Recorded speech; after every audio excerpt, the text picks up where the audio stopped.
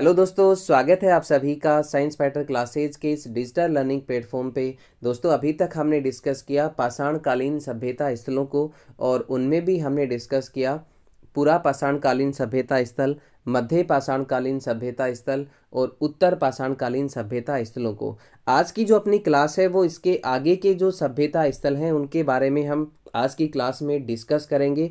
तो उन्हीं को लेकर के आज जो पहला क्वेश्चन जो आप अपनी स्क्रीन पे देख पा रहे हो, उन्हीं को लेकर के ये क्वेश्चन है जो आपके सामने है। क्वेश्चन में आपको क्या दिया गया है? राजस्थान का वह स्थान जो पहले विराटनगर नाम से जाना जाता था, जहां पर पांडवों ने अज्ञातवास का 1 वर्ष बिताया, आज उसको किस नाम से जाना जाता है? ऑप्शन आपके सामने है कोलायत, बैराट, नागदा और इनमें से कोई नहीं। तो इस क्वेश्चन का जो राइट आंसर है वो क्या होगा? Option number B, Bairat. दोस्तों, हम बात करें विराटनगर की, यहाँ पे आपका क्वेश्चन जो है वो किसको लेकर के है? विराटनगर को लेकर के है। तो यहाँ से विराटनगर से पूर्व पुरा पाषाण काल आप साथ साथ नोट कर सकते हैं।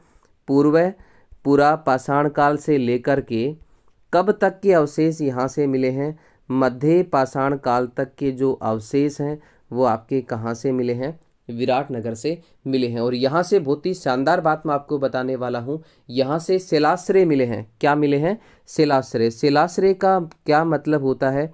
शिलाश्रय का मतलब होता है ये गुफाओं में बने जो आश्रय होते हैं, शैल चित्र होते हैं, उनको हम क्या कहते हैं? शिलाश्रय कहते हैं। तो यहाँ से विराटनगर से क्या मिले हैं? शिलाश्रय मिले हैं। लेकिन विराटनगर से जो शिलाश्रय मिले हैं वो क्या नहीं है? चित्रित नहीं है। क्या नहीं है? चित्रित नहीं है। तो आप यहाँ से साथ साथ इसको नोट कर सकते हैं कि विराटनगर से जो शिलाश्रय मिले हैं वो चित्रित नहीं है। इसके अलावा हम बात करें कि राजस्थान में कहाँ कहाँ से पुरा पाषाणकालीन शिलाश्रय या शैल चित्र मिले हैं, उनके बारे में हम थोड़ा सा डिस्कस कर लेते हैं। और उन्हीं में से आपका एक जगह है, एक स्थान है आपका, और वो है चंबल नदी घाटी। वेरी इंपॉर्टेंट, चंबल नदी घाटी। चंबल नदी घाटी, यहाँ से क्या मिले हैं? चित्रित शिलाश्रय मिले। और यहाँ से 3 बहुत ही शानदार नाम आपको बताने वाला हूँ, याद रखें। एक है आपका आलनिया। आलनिया, और आलनिया कहाँ पे है? कोटा में। आलनिया कहाँ पे है? कोटा में। दूसरा है आपका अरनिया। दूसरा कौन सा है? अरनिया। और अरनिया भी कहाँ पे है? कोटा में। एक है आपका दर्रा। दर्रा अभयारण्य भी है, आप याद रखें, और ये भी कहाँ पे है? कोटा में। तो चंबल नदी घाटी का जो क्षेत्र है वहाँ से शिलाश्रय मिले हैं, चित्रित शिलाश्रय मिले हैं। वो जगह के नाम आपके कौन कौन से हैं? आलनिया, कोटा, अरनिया और दर्रा। ये सभी कहाँ पे हैं? कोटा में है। और ये तीनों ही किससे संबंधित है? चंबल नदी घाटी से संबंधित है, जहाँ से चित्रित शिलाश्रय या शैल चित्र मिले हैं। और यहाँ से जो शैल चित्र मिले हैं वो पुरा पाषाण काल के हैं। किस काल के हैं? पुरा पाषाण काल के हैं। वेरी इंपॉर्टेंट है, पुरा पाषाण काल के शैल चित्र यहाँ से मिले हैं। दूसरा है आपका बूंदी। देखिए, बूंदी की बात करें तो बूंदी में किस जगह पे चित्रित शिलाश्रय मिले हैं? तो बूंदी में है आपका गरदड़ा इस जगह जो है, या गरदड़ा नामक स्थान है, जो कि छाजा नदी के किनारे है। किस नदी के किनारे है ये? छाजा नदी के किनारे। यहाँ से भी पुरा पाषाणकालीन स्थल मिले हैं। वेरी इंपॉर्टेंट है, बूंदी का गरदड़ा नामक स्थान, जहाँ से पुरा पाषाणकालीन शैल चित्र मिले हैं या फिर शिलाश्रय मिले हैं। और ये किस नदी के किनारे है? ये है आपका छाजा नदी के किनारे। इसमें भी एक इम्पोर्टेंट नाम है, जो है आपका बहुत ही शानदार नाम है, काफ़ी बार एग्जाम में पूछा भी गया है, और वो है प्रथम bird rider rock painting. Very important है। कौन सी है दोस्तों? आप साथ साथ इनको नोट करते जाएं। क्या नाम है उसका? प्रथम बर्ड राइडर रॉक पेंटिंग। प्रथम बर्ड राइडर रॉक पेंटिंग जो है वो कहाँ से मिली है? बूंदी से मिली है। वेरी इंपॉर्टेंट नाम मैंने आपको यहाँ पे बताया है। ये शैल चित्र जो है, रॉक पेंटिंग है, ये कहाँ से मिली है? बूंदी के गरदड़ा नामक स्थान से मिली है। इसके अलावा एक नाम और आप याद रख सकते हैं, वो है आपका होसालपुरा गांव, और ये भी कहाँ पे है? बूंदी में है। कौन सा गांव है दोस्तों? होसालपुरा गांव। और ये होसालपुरा गांव भी कहाँ पे है? बूंदी में स्थित है। यहाँ से भी क्या मिले हैं? चित्रित शैलाश्रय या चित्रित शैल चित्र मिले हैं। रॉक पेंटिंग मिली है, चट्टानों पे चित्र मिले हैं, उनको हम क्या कहते हैं? शैलाश्रय कहते हैं या फिर शैल चित्र कहते हैं। इसके अलावा हम सीकर की बात करें तो देखिए सीकर में कौन कौन सी जगह पर पुरा पाषाण कालीन या चित्रित शैलाश्रय मिले हैं या फिर शैल चित्र मिले हैं। तो सीकर में आपके दो नाम बहुत ही इम्पोर्टेंट हैं। एक है आपका सोहनपुरा, एक है सोहनपुरा और दूसरा है अजीतगढ़। दूसरा कौन सा है? अजीतगढ़। दोनों जगह से पुरा पाषाण कालीन चित्रित शैलाश्रय मिले हैं। जबकि झुंझुनू की हम बात करें तो झुंझुनू में कौन सा है? गुढ़ागोड़ जी, गुढ़ागोड़ जी। यहाँ से भी क्या मिले हैं? पुरा पाषाण कालीन चित्रित शैलाश्रय या शैल चित्र मिले हैं। अलवर में भी बहुत ही काफ़ी इम्पोर्टेंट जगह के नाम मैं आपको यहाँ पे बताता हूँ। अलवर की हम बात करें तो एक है आपका डडीकर हाजीपुरा, डडीकर हाजीपुरा। इसके अलावा हरसोरा, इसके अलावा समधा, इसके अलावा कौन सा है? समधा। यहाँ तीनों जगह जो कहाँ पे हैं? अलवर में है, जहाँ से रॉक आर्ट मिले हैं, चित्रित शैलाश्रय मिले हैं। इसके अलावा बहुत ही इम्पोर्टेंट है आपका दर भरतपुर, वेरी इंपॉर्टेंट, दर भरतपुर। आप साथ साथ इनको नोट करते जाएं। दर जो है वो कहाँ पे है? भरतपुर में है। दर कहाँ पे है? भरतपुर में है। ये दर जो है वो कहाँ पे है? भरतपुर में है। और यहाँ से उत्तर पुरा पाषाण कालीन शैल चित्र जो हैं वो मिले हैं। यहाँ से जो शैल चित्र मिले हैं पुरा पाषाण काल से संबंधित है, लेकिन कौन सा? उत्तर पुरा पाषाण कालीन, वेरी इंपॉर्टेंट, उत्तर पुरा पाषाण कालीन जो शैल चित्र हैं, चित्रित शैलाश्रय हैं, वो कहाँ से मिले हैं? दर भरतपुर से। और यहाँ पर मिले शैलाश्रयों में सबसे इम्पोर्टेंट है, आप साथ साथ नोट करें उनको, दर भरतपुर से किस प्रकार के चित्रण जो हैं वो किए गए हैं चट्टानों के ऊपर या रॉक के ऊपर। उनमें से इम्पोर्टेंट नाम मैं आपको यहाँ पे बताने वाला हूँ। एक है आपका मानव आकृति का चित्रण, चट्टानों पे किसका चित्रण किया गया है? मानव आकृति का चित्रण। दूसरा व्याघ्र किसको कहते हैं अपन? बाघ को कहते हैं। व्याघ्र की आकृति का चित्रण भी यहाँ से मिला है। एक यहाँ से मिला है बारहसिंगा का चित्रण, बारहसिंगा का चित्रण। और एक यहाँ से मिला है सूर्य का चित्रण। चट्टानों पे इन सभी के चित्रण जो हैं वो कहाँ से मिले हैं? दर भरतपुर से मिले हैं। इसके अलावा चित्तौड़ में रावत भाटा का एक गांव है जिसका नाम है सिरपुर। चित्तौड़ की हम बात करें, रावत भाटा में रावत भाटा का गांव है, क्या नाम है उसका? सिरपुर। सिरपुर गांव में इसी काल का उत्तर पुरा पाषाण काल का डायनासोर का चित्र मिला है। और ये डायनासोर का चित्र जो है वो कहाँ से मिला है? चित्तौड़ के रावत भाटा के सिरपुर गांव में डायनासोर को चित्रित किया गया है चट्टानों पे। तो दोस्तों इस प्रकार से हमने राजस्थान में पुरा पाषाण काल के जितने भी शैलाश्रय हैं या शैल चित्र हैं उनके बारे में हमने डिस्कस किया। इस प्रकार से हम सभी शैलाश्रय राजस्थान में जो इम्पोर्टेंट शैलाश्रय हैं उनको डिस्कस किया है। अब हम बढ़ते हैं अगले क्वेश्चन की ओर। अगला क्वेश्चन बहुत ही शानदार क्वेश्चन है जो ये रहा आपके सामने आपकी स्क्रीन पे। एक और गजब का क्वेश्चन, देखिए क्या कह रहा है क्वेश्चन में आपको, निम्नलिखित में से किसने कालीबंगा सभ्यता की खोज की?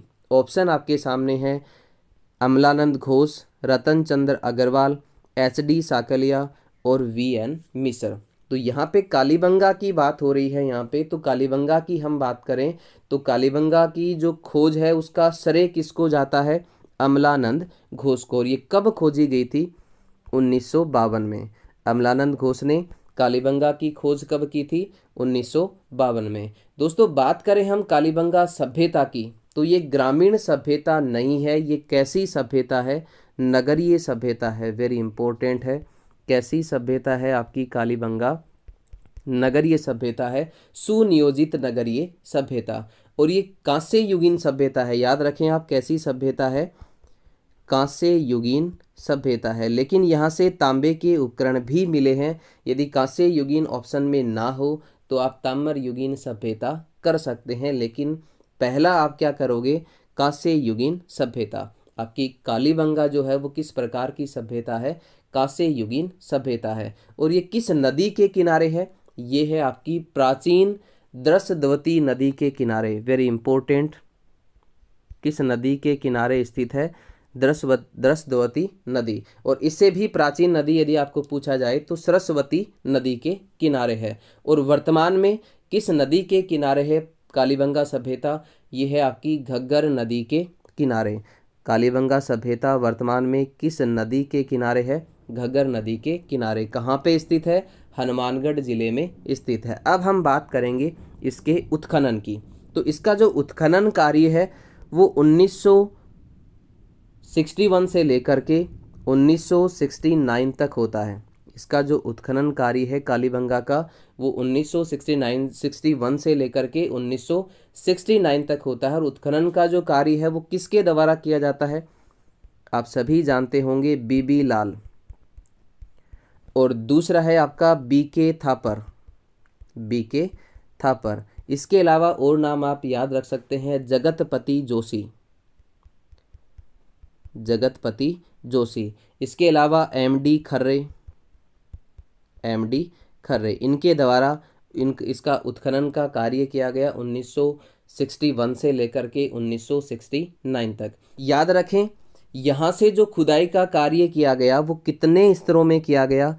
ये किया गया आपका 5 स्तरों में। कितने स्तरों में यहाँ पे खुदाई का कार्य किया गया?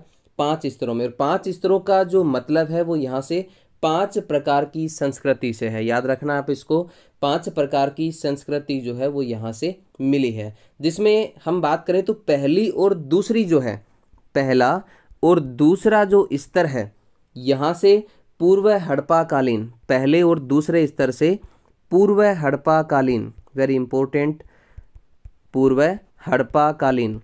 जबकि आपका जो तीसरा, चौथा और पांचवा स्तर है, तीसरा, चौथा और पांचवा स्तर है, यहाँ से हड़प्पा कालीन सभ्यता के अवशेष मिले हैं। वेरी इंपॉर्टेंट बात मैंने आपको बताई है। 5 स्तरों में इसका उत्खनन कार्य किया गया। पहला और 5 स्तरों का मतलब क्या है? 5 स्तरों का मतलब है 5 प्रकार की संस्कृति यहाँ से मिली है। जिसमें पहला और दूसरा स्तर जो है वो पूर्व हड़प्पा कालीन, जबकि तीसरा, चौथा और पांचवा स्तर जो है वो क्या है? हड़प्पा कालीन संस्कृति के अवशेष यहाँ से मिले हैं। यहाँ से जुते हुए खेत के साक्ष्य भी मिले हैं। और एक ही खेत में 2 फसल उगाने के जो अवशेष हैं वो आपके कालीबंगा से प्राप्त हुए हैं। क्या मिले हैं यहाँ से? जुते हुए खेत के प्रमाण। जुते खेत के प्रमाण कहाँ से मिले हैं? कालीबंगा से। जबकि एक ही खेत में कितनी फसलें? 2 फसलें, गेहूं और जौ, 2 फसलें एक साथ उगाने के साक्ष्य कहाँ से मिले हैं? कालीबंगा से मिले हैं। बहुत ही शानदार बात मैं आपको यहाँ पे बताने वाला हूँ। यहाँ से एक बच्चे के कंकाल की खोपड़ी मिली है, वेरी इंपॉर्टेंट है, आप इसको नोट करें। क्या मिला है यहाँ से? बच्चे के कंकाल की खोपड़ी। और इसमें कितने छेद मिले हैं? 6 छिद्र हैं। इसमें कितने छिद्र मिले हैं? इसमें 6 छिद्र मिले हैं, जिससे मस्तिष्क शोथ नामक बीमारी का पता चलता है। बहुत ही इंपॉर्टेंट है दोस्तों। बच्चे के कंकाल की खोपड़ी जो है वो कहाँ से मिली है? कालीबंगा से मिली है। और इसमें कितने छेद हैं? 6 छेद हैं, जिसमें मस्तिष्क शोथ नामक बीमारी का पता चलता है। कौन सी बीमारी का? मस्तिष्क शोथ बीमारी का पता यहाँ से चलता है। इस प्रकार से इस क्वेश्चन का जो राइट आंसर है वो होगा ऑप्शन ए, अमलानंद घोष। बढ़ते हैं अगले क्वेश्चन की ओर। अगला क्वेश्चन ये रहा आपके सामने आपकी स्क्रीन पर। एक और शानदार क्वेश्चन। कालीबंगा वर्तमान हनुमानगढ़ जिले में है। ये किस नदी के कांठे में स्थित है? अभी हमने डिस्कस किया कि कालीबंगा जो है वो किस नदी के किनारे है, तो ये है आपकी घग्गर नदी के किनारे। और पुराना नाम क्या है इसका? पुराना नाम है इसका द्रस्वती नदी। और इससे भी पुराना यदि आपसे पूछा जाए तो क्या होगा इसका नाम? सरस्वती नदी। वेरी इंपॉर्टेंट है, आप यहाँ से इसको नोट कर सकते हैं। चलिए बढ़ते हैं अगले क्वेश्चन की ओर। अगला क्वेश्चन ये रहा आपके सामने, एक और गजब का क्वेश्चन। कालीबंगा के संदर्भ में निम्नलिखित में से कौन सा कथन सत्य नहीं है? देखिए, कौन सा कथन जो है वो कालीबंगा के संदर्भ में सत्य नहीं है, ये आपको पूछा गया है। नहीं पे आपको ज़्यादा ध्यान देना है। ऑप्शन आपके सामने है। यहाँ उत्खनन कार्य से हड़प्पा एवं पूर्व हड़प्पा कालीन सभ्यता के अवशेष मिले हैं। अभी हमने डिस्कस किया, ये बात बिल्कुल सत्य है। दूसरा आपको क्या दिया है, कालीबंगा की सभ्यता आहड़ नदी के किनारे स्थित है। तो ये यहाँ पे क्या होगा, गलत होगा। ये आहड़ नदी के किनारे नहीं है। किस नदी के किनारे है, घग्गर नदी के किनारे स्थित है। तीसरा हम देखें तो ये हनुमानगढ़ जिले में है। ये बात भी बिल्कुल यहाँ पे क्या है, सत्य है। और ये ग्रामीण सभ्यता नहीं है। कैसी सभ्यता है, नगरीय सभ्यता है। ये बात भी यहाँ पे बिल्कुल सत्य है। तो इस प्रकार से इस क्वेश्चन का राइट आंसर होगा ऑप्शन नंबर बी, कालीबंगा किस नदी के किनारे है, घग्गर के किनारे है, ना कि आहड़ नदी के किनारे। चलिए बढ़ते हैं अगले क्वेश्चन की ओर। अगला क्वेश्चन ये रहा आपके सामने, आपकी स्क्रीन पर एक और ज़बरदस्त क्वेश्चन। सिंधु सभ्यता के किस स्थल से जुते हुए खेत के प्रमाण मिले हैं। अभी हमने डिस्कस किया है इसके बारे में, जुते हुए खेत के प्रमाण या फिर एक ही खेत में दो फसलें एक साथ उगाने के प्रमाण कहाँ से मिले हैं। तो वो मिले हैं आपके कालीबंगा। ऑप्शन डी यहाँ पे बिल्कुल सत्य होगा। दोस्तों याद रखें, कालीबंगा को हड़प्पा की या फिर सिंधु सभ्यता की, एक ही बात है, या तो हड़प्पा की या फिर सिंधु सभ्यता की तीसरी राजधानी कहा जाता है। वेरी इंपॉर्टेंट, क्या कहा जाता है, हड़प्पा सभ्यता या फिर सिंधु सभ्यता की तीसरी राजधानी किसे कहा जाता है, कालीबंगा को कहा जाता है। और ये किसके द्वारा कहा गया, दशरथ शर्मा के द्वारा। वेरी इंपॉर्टेंट, दशरथ शर्मा ने, किसके द्वारा कहा गया है, दशरथ शर्मा के द्वारा। आगे हम बात करें कि कालीबंगा से और क्या क्या यहाँ से मिला है, कौन कौन से चीज़ें यहाँ से मिली हैं, किसके अवशेष यहाँ से कालीबंगा से प्राप्त हुए हैं, तो आप साथ साथ उनको नोट करें। एक है आपका हाथी दांत का कंघा, काफ़ी बार पूछा गया है ये क्वेश्चन भी। हाथी दांत का जो कंघा है वो कहाँ से मिला है, कालीबंगा से मिला है। एक यहाँ से मिला है वृषभ, वृषभ मतलब बैल, वृषभ मतलब बैल की तांबे की प्रतिकृति, बैल की तांबे की जो प्रतिकृति है वो कहाँ से मिली है, कालीबंगा से मिली है। एक यहाँ से मिला है मिट्टी की चूड़ियाँ, ये क्वेश्चन भी काफ़ी बार पूछा गया है, वेरी इंपॉर्टेंट है। मिट्टी की जो चूड़ियाँ हैं वो कहाँ से मिली हैं, कालीबंगा से मिली हैं। एक इम्पोर्टेंट आप यहाँ पे इसको याद रखें, व्याघ्र चित्रित मोहर, व्याघ्र मतलब क्या होता है, बाघ। व्याघ्र चित्रित मोहर जो है वो कहाँ से मिली है, कालीबंगा से मिली है। लेकिन ऐसी ही मोहर, व्याघ्र चित्रित मोहर की बात मैं यहाँ पे कर रहा हूँ, ऐसी ही मोहर जो है वो सर्वप्रथम कहाँ मिली, राजस्थान में। तो याद रखें, बीकानेर में एक सभ्यता स्थल है सोंथी, वेरी इंपॉर्टेंट। ये व्याघ्र चित्रित मोहर जो है वो कालीबंगा में मिली है, लेकिन राजस्थान में सर्वप्रथम यदि हम व्याघ्र चित्रित मोहर की बात करें तो ये कहाँ पे मिलती है, बीकानेर में सभ्यता स्थल जिसका नाम है सोंथी, यहाँ से ये व्याघ्र चित्रित मोहर सबसे पहले मिली है। इसके अलावा 7 अग्नि वेदिकाएं, 7 अग्नि वेदिकाएं या फिर हवन कुंड जो है वो कहाँ से मिले हैं, 7 हवन कुंड कहाँ से मिले हैं, कालीबंगा से मिले हैं। स्वास्तिक का चिन्ह, स्वास्तिक का चिन्ह आप सभी जानते हैं, स्वास्तिक का चिन्ह, और ये स्वास्तिक का चिन्ह जो है वो कहाँ से मिला है, ये स्वास्तिक का चिन्ह भी कहाँ से मिला है दोस्तों, कालीबंगा से मिला है। लेकिन याद रखें, राजस्थान में 2 ही सभ्यताएं ऐसी हैं जहाँ से स्वास्तिक का चिन्ह मिला है। एक हो गई आपकी कालीबंगा और दूसरी है आपकी बैराठ, वेरी इंपॉर्टेंट। राजस्थान में 2 ही सभ्यता स्थलों से क्या मिला है, स्वास्तिक का चिन्ह मिला है। वो एक हो गई आपकी कालीबंगा और दूसरी है आपकी बैराठ। और यहाँ से आगे हम बात करें और क्या मिला है यहाँ से, तो यहाँ से मेसोपोटामिया जैसी बेलनाकार मोहर मिली है, वेरी इंपॉर्टेंट, बेलनाकार मोहर। और ये मोहर कैसी है, मेसोपोटामिया के जैसी या उसी के समान, जैसी मेसोपोटामिया में मिली है वैसी ही बेलनाकार मोहर जो है वो कहाँ से मिली है, कालीबंगा से मिली है। इसका मतलब यहाँ से मेसोपोटामिया व्यापार होता था या फिर इस प्रकार के संकेत जो हैं, अवशेष जो हैं वो यहाँ से मिले हैं। एक आप याद रखें, यहाँ से भूकंप के अवशेष भी मिले हैं। कहाँ से मिले हैं भूकंप के अवशेष, कालीबंगा से। यहाँ से मृद भांड या फिर जिनको हम मृद पात्र कहते हैं, पोटरी कहते हैं, वो भी यहाँ से मिले हैं। और ये जो मृद भांड मिले हैं कालीबंगा से, ये कैसे रंग के हैं, वेरी इंपॉर्टेंट है, काफ़ी बार एग्जाम में पूछा गया है।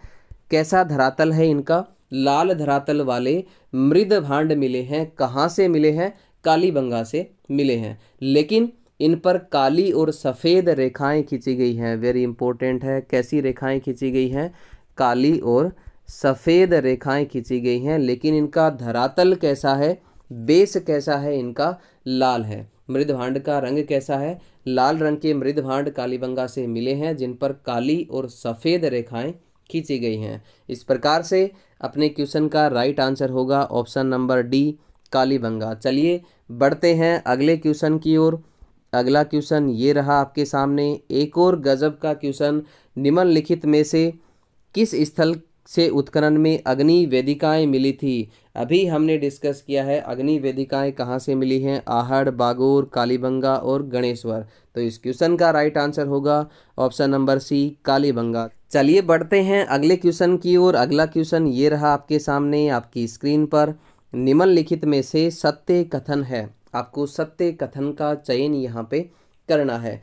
ऑप्शन आपके सामने है, लूनी नदी के किनारे स्थित स्थल बागोर से पशुपालन के अवशेष प्राप्त हुए हैं। तो क्या ये कथन सत्य है? नहीं, ये कथन जो है वो बिल्कुल क्या है, गलत है, क्योंकि बागोर सभ्यता जो कि भीलवाड़ा में है, ये लूनी नदी के किनारे नहीं है। किस नदी के किनारे है आप जानते हैं, कोठारी नदी के किनारे। बागोर सभ्यता किस नदी के किनारे है, लूनी के किनारे नहीं है, कोठारी नदी के किनारे। इस प्रकार से ऑप्शन ए अपना क्या होता है, गलत होता है।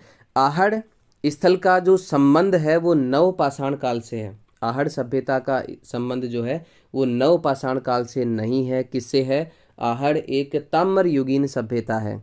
कैसी सभ्यता है आपकी आहड़?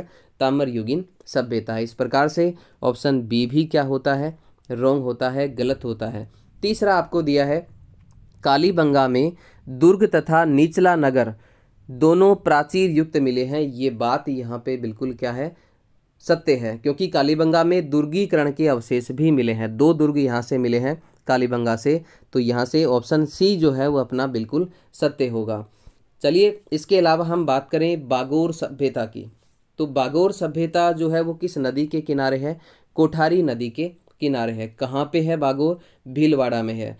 तो इसके अलावा हम कालीबंगा में आवास की यदि बात करें तो यहाँ पर मकान बनाने के लिए मिट्टी की ईंटों को धूप में पकाकर प्रयोग किया गया है। वेरी इंपॉर्टेंट बात मैंने यहाँ पे आपको बताई है कि कालीबंगा में जो आवास हैं, मकान जो हैं, मकान बनाने के लिए किसका प्रयोग किया गया है? कच्ची ईंटों का प्रयोग किया गया है। किसका प्रयोग यहाँ पे हुआ है? कच्ची ईंटों का प्रयोग यहाँ पे हुआ है। इन ईंटों को धूप में सुखा करके मकान बनाने के लिए इनका प्रयोग किया गया है। इसके अलावा घरों में अंडाकार कुएं और बावड़ियों का निर्माण यहाँ पे किया गया था। अंडाकार कुएं और बावड़ियों का जो निर्माण है वो कहाँ पे किया गया था? घरों के अंदर किया गया था, कालीबंगा सभ्यता स्थलों के आवास में। चलिए बढ़ते हैं अगले क्वेश्चन की ओर। अगला क्वेश्चन ये रहा आपके सामने, 7 अग्नि वेदिकाएं की जो पंक्ति है वो कहाँ से प्राप्त हुई है, ये आपको पूछा गया है। अभी हमने डिस्कस किया इसके बारे में। ऑप्शन आपके सामने है, कालीबंगा, बैराठ, आहड़ और गणेश्वर। तो इस क्वेश्चन का राइट आंसर होगा ऑप्शन नंबर ए, कालीबंगा। बढ़ते हैं अगले क्वेश्चन की ओर। अगला क्वेश्चन ये रहा आपके सामने, रंग महल स्थित है। बहुत ही शानदार क्वेश्चन है आपका, रंग महल। तो ऑप्शन आपके सामने है, श्री गंगानगर, बीकानेर, चूरू और हनुमानगढ़। रंग महल की हम बात करें तो रंग महल ताम्रयुगीन सभ्यता है। कैसी सभ्यता है ये? ताम्रयुगीन सभ्यता। याद रखें आप इसको, आप साथ साथ इनको नोट कर सकते हैं। रंग महल कैसी सभ्यता है? ताम्रयुगीन सभ्यता है। और नदी की हम बात करें तो रंग महल भी किस नदी के किनारे है? घग्गर नदी के किनारे स्थित है। कहाँ पे है रंग महल? कहाँ पे है? हनुमानगढ़ जिले में है। ऑप्शन डी यहाँ पे आपका बिल्कुल सत्य होगा। उत्खनन की हम बात करें तो इसका जो उत्खनन कार्य है वो 1952 से लेकर के 1952 से लेकर के 1954 तक इसका उत्खनन कार्य किया जाता है। और इसका उत्खनन जो है वो किसके निर्देशन में होता है? डॉक्टर हन्ना रीड। एक महिला हैं डॉक्टर हन्ना रीड, स्वीडन की महिला हैं डॉक्टर हन्ना रीड, इनके द्वारा इस सभ्यता का उत्खनन कार्य किया जाता है 1952 से लेकर के 1954 तक। और याद रखें ये एक ऐसी सभ्यता है जो 3 बार बसी और 3 बार उजड़ी। यहाँ पर मिले अवशेषों की हम बात करें तो देखिए क्या क्या रंगमहल सभ्यता से मिला है। यहाँ से मृद पात्र मिले हैं, मृद भांड मिले हैं या फिर पोटरी मिली है। यहाँ से जो मृद पात्र मिले हैं वो खुरदरे, मोटे और चाक पर बनाए जाते थे। और इनके रंगों की हम बात करें तो कैसे रंग का प्रयोग यहाँ इनमें किया गया है, गहरे लाल रंग का प्रयोग। कैसे रंग का प्रयोग किया गया है, गहरे लाल रंग का प्रयोग यहाँ से प्राप्त मृद भांडों में किया गया है। और इसके अलावा साथ ही गुलाबी और हल्के पीले रंग का प्रयोग भी किया गया है। गुलाबी और हल्के पीले रंग का प्रयोग यहाँ से किया, इन मृद भांडों के ऊपर किया गया है। यहाँ से वेरी इंपॉर्टेंट बात मैं आपको बताने वाला हूँ, आप इसे नोट करें। यहाँ से गंधार शैली की मिट्टी की मूर्तियाँ मिली हैं, बहुत ही शानदार मूर्तियाँ यहाँ से मिली हैं। और किस शैली की हैं ये, गंधार शैली की मिट्टी की मूर्तियाँ हैं, जिनमें से इम्पोर्टेंट मूर्ति आपकी 2 मूर्तियाँ यहाँ से मिली हैं। एक है गुरु और शिष्य की मूर्ति।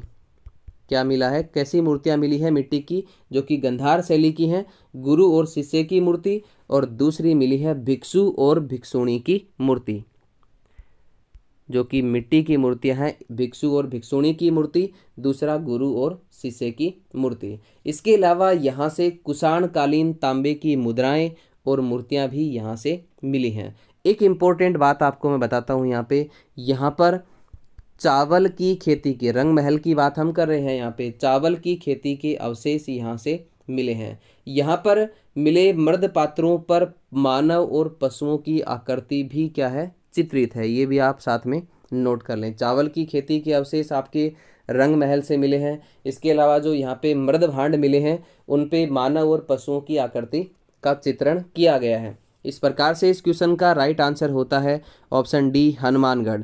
चलिए बढ़ते हैं अगले क्वेश्चन की ओर। अगला क्वेश्चन ये रहा आपके सामने, निम्नलिखित में से कौन सा बनास संस्कृति का स्थल नहीं है। बनास संस्कृति का स्थल या फिर आहड़ संस्कृति का स्थल कौन सा नहीं है। ऑप्शन आपके सामने है गिलूंड, बालाथल, तिलवाड़ा और ओझियाना। तो इस क्वेश्चन का राइट आंसर होगा तिलवाड़ा, ऑप्शन नंबर सी यहाँ पे बिल्कुल सत्य होगा। तो तिलवाड़ा किस काल से संबंधित है, तो ये है मध्य पाषाणकालीन स्थल। पहले वाले वीडियो में भी हमने इसके बारे में डिस्कस किया है। कैसा स्थल है ये, मध्य पाषाणकालीन स्थल है। किस नदी के किनारे है, लूनी नदी के किनारे। तिलवाड़ा किस नदी के किनारे है, लूनी नदी के किनारे है। और कहाँ पे है ये, बाड़मेर में। आप साथ साथ इनको नोट कर सकते हैं। वैसे तो हमने अभी डिस्कस किया है कि कालीबंगा से 7 अग्नि वेदिकाएं मिली हैं, लेकिन तिलवाड़ा से भी क्या मिला है, 1 अग्निकुंड मिला है, 1 अग्नि वेदिका यहाँ से मिली है। तिलवाड़ा की हम बात करें तो यहाँ से 1 अग्नि वेदिका मिली है, जबकि 7 अग्नि वेदिकाएं जो है वो कहाँ से मिली हैं, कालीबंगा से मिली हैं। दोस्तों बात करें हम बनास संस्कृति की, यहाँ पे क्वेश्चन आपका बनास संस्कृति को लेकर के है, आहड़ संस्कृति को लेकर के है। तो यहाँ पे देखिए बनास संस्कृति, राजस्थान में आहड़ सभ्यता या फिर बनास संस्कृति के स्थल कौन कौन से हैं उनको हम डिस्कस करेंगे कि राजस्थान में कहाँ कहाँ पे बनास संस्कृति के स्थल हैं या फिर आहड़ संस्कृति के स्थल हैं। उनमें एक तो आपके सामने ही है आहड़, एक तो कौन सा है, आहड़। दूसरा है आपका बालाथल, आप साथ साथ इनको नोट करते जाएं। दूसरा कौन सा है, बालाथल। और ये बालाथल कहाँ पे है, बालाथल है आपका उदयपुर में। एक इम्पोर्टेंट नाम है आपका भगवानपुरा, कौन सा है, भगवानपुरा। और ये भगवानपुरा भी कहाँ पे है, उदयपुर में। तीसरा है आपका गिलूंड, गिलूंड कहाँ पे है, राजसमंद में। गिलूंड कहाँ पे है दोस्तों, राजसमंद में। ओझियाना, एक है आपका ओझियाना। ये सभी स्थल जो हैं वो मैं आपको बनास संस्कृति के स्थल बता रहा हूँ, बनास संस्कृति के स्थल हैं ये सभी के सभी। एक है आपका झाड़ोल, झाड़ोल कहाँ पे है, झाड़ोल है आपका उदयपुर में। झाड़ोल कहाँ पे है, उदयपुर में। एक रोजड़ी भी पूछा जाता है, रोजड़ी राजस्थान में नहीं है वैसे तो, रोजड़ी जो है वो कहाँ पे है, सौराष्ट्र गुजरात के अंदर। रोजड़ी कहाँ पे है? सौराष्ट्र गुजरात में है। लेकिन आरपीएससी के द्वारा ये क्वेश्चन एक बार पुटअप किया गया था, पूछा गया था। एक है, आप नोट करें, पच्छमाता, वेरी इंपॉर्टेंट है। पच्छमाता, पच्छमाता कहाँ पे है? पच्छमाता है आपका राजसमंद में, गिलूंड के आसपास का क्षेत्र है ये पच्छमाता, और ये राजसमंद में है। ये सभी जो स्थल हैं वो आहड़ सभ्यता के विस्तार हैं। ये सभी बनास संस्कृति का विस्तार है। बनास संस्कृति के सभी स्थल जो है वो मैंने आपको यहाँ पे बता दिए हैं। अब हम डिस्कस करेंगे कि राजस्थान में ताम्र युगीन सभ्यता और नवपाषाण युगीन सभ्यताओं के स्थल कौन कौन से हैं, उनके बारे में थोड़ी सी चर्चा हम यहाँ पे कर लेते हैं, क्योंकि काफ़ी बार एग्जाम में यहाँ से क्वेश्चन जो है वो पुटअप किए जाते हैं। तो सबसे पहले हम बात करेंगे ताम्र युगीन सभ्यता स्थलों की। तो राजस्थान में कौन कौन से ताम्र युगीन सभ्यता स्थल हैं, सभी इंपॉर्टेंट स्थल मैं आपको यहाँ पे लिखवा रहा हूँ, आप उनको साथ साथ नोट करते जाएं। तो ताम्र युगीन सभ्यता स्थलों की हम बात करें तो आप 1 नंबर पे लिखिए गणेश्वर। और गणेश्वर कहाँ पे है?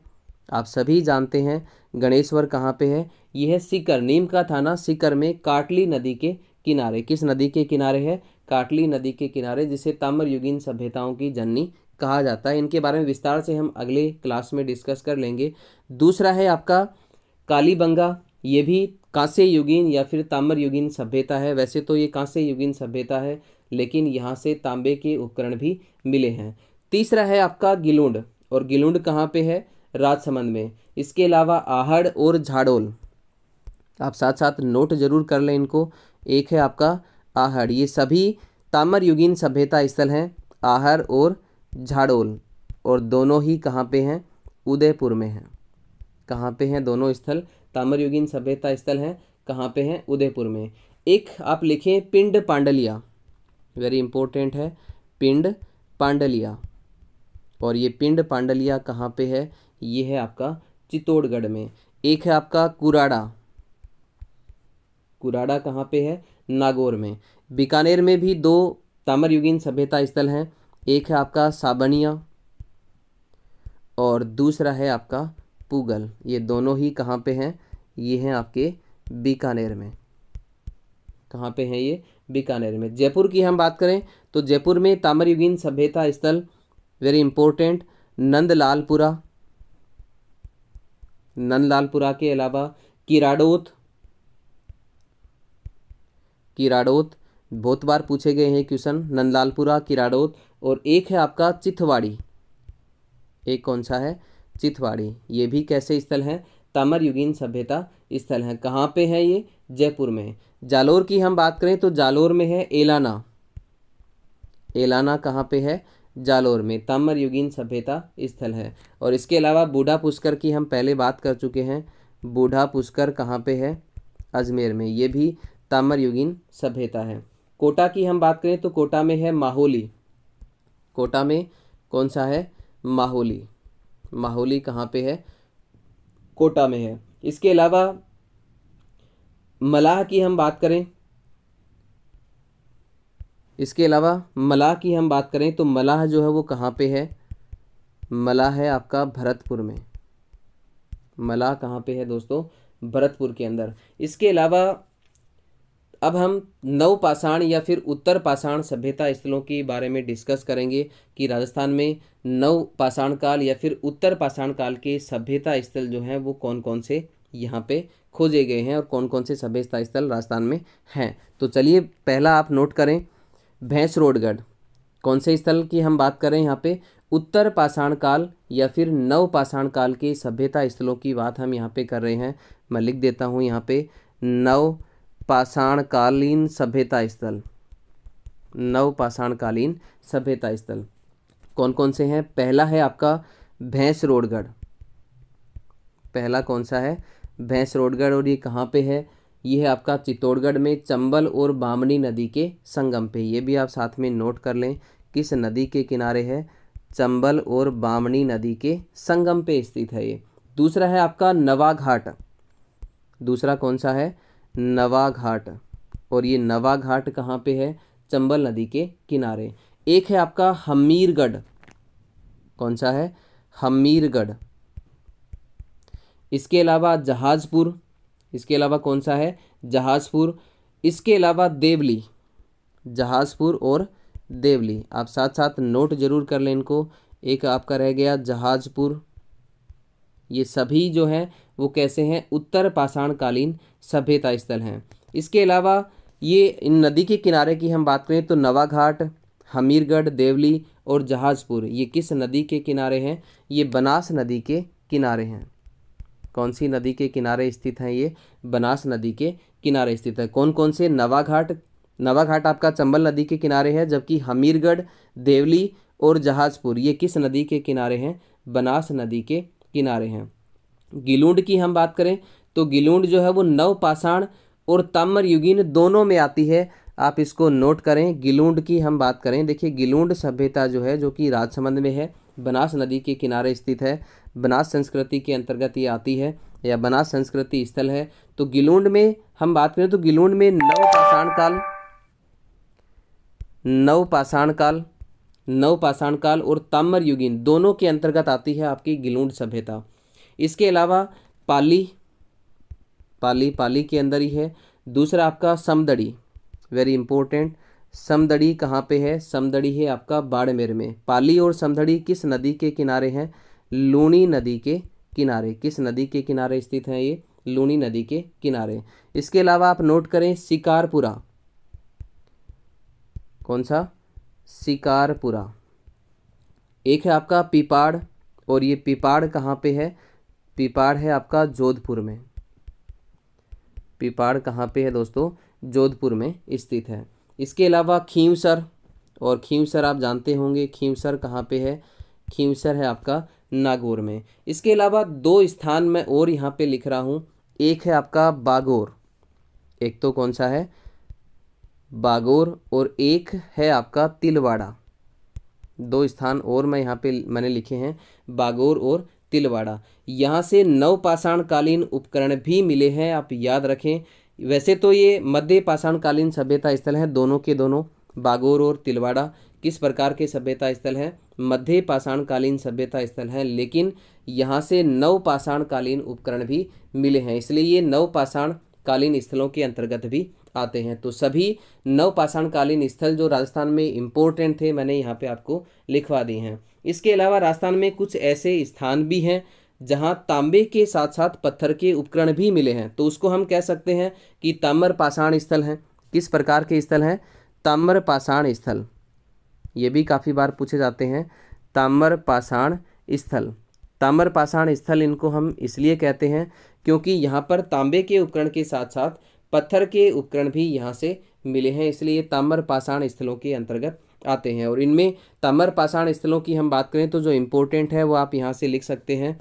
एक है आपका बागौर, कौन सा है, बागौर कहाँ पे है, भीलवाड़ा में, कोठारी नदी के किनारे। एक है आपका आहड़, दूसरा कौन सा है, आहड़। इसके अलावा गिलूंड, गिलूंड वैसे तो किस प्रकार की सभ्यता है, ताम्रयुगीन सभ्यता है। एक है आपकी पचमाता, इसके अलावा बालाथल, आप साथ साथ इनको नोट जरूर कर लें, बालाथल।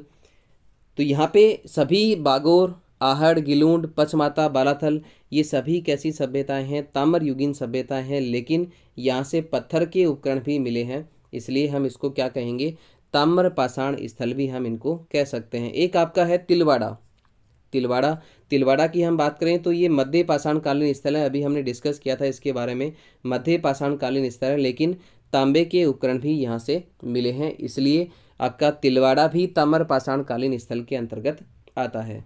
तो आज के लिए दोस्तों इतना ही, कल मिलते हैं कुछ और नए क्वेश्चंस के साथ। तब तक के लिए आप सभी साथियों का बहुत बहुत धन्यवाद। जय हिंद, जय भारत।